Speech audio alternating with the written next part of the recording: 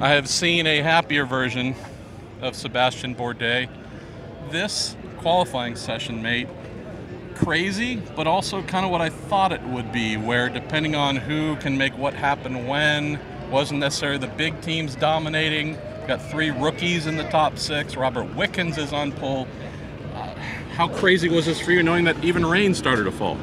Yeah, well, yeah, I think honestly, it's all down to the way the whole thing unfolded. You know, you get a red flag a couple of minutes before the Group 2 ends, and that starts the mayhem, and then. Because you were fastest in your group at that point. Yeah, that's the thing. You know, we're actually second because Marco had done one more lap on the blacks, and you know, it's just a shame because that Seal Master car was actually really good, and you know, we poked at it, and we kind of put our best guess for qualifying, and it looked fine. You know, it was quick on prime Firestone tires, and then yeah, the red flag that comes out, and for a minute I thought it was not going to restart, and then you know everybody gets a lap. But the thing is, we're way down in pit lane from the entrance points, you know, from last year, and I passed one car to make it to the timeline in time, and then I get bottled up behind I think Taku, who backed off and created a gap for himself. But then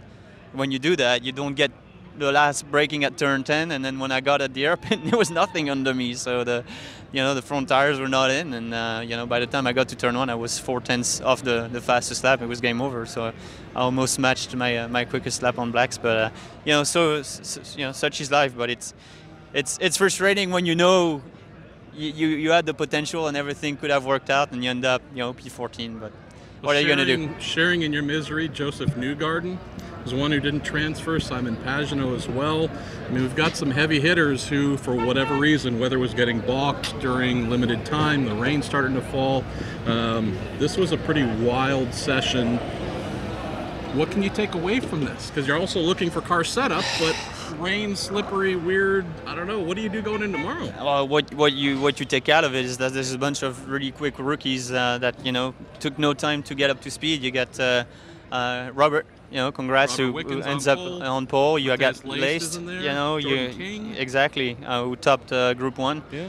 I mean, it tells you there's a bunch of you know, young kids that obviously have the talent, and you give them the opportunity. And just like, you know, when I entered the series, you know, I got in a good ride, and if you do that, then you have a lot of things you can achieve. So it's great for the series. It's going to shake things out, and we'll see how good we get it. But I think it's going to be a heck of a show, and I think weather should be fine tomorrow.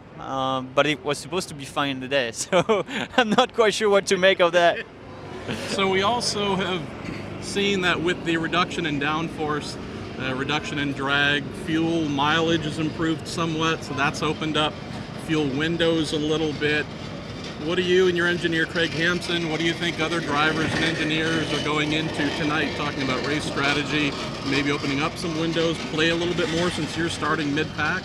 Yeah, I think obviously if the windows are bigger, you're going to see, you know, more dumpster dive and try and get out of sync, and you know, pray that the thing starts to get really chaotic, and then, you know, when you have yellows, then things shake out and different, and you cycle maybe to the front at some point. But yeah, I think a lot of people are going to want to try and get out of sync, and it's going to be a cat and mouse game, you know. But obviously you're gambling on future, and it seems pretty unpredictable from where I'm sitting. So we'll have to give it our best shot and go for one strategy and hope it's the right one.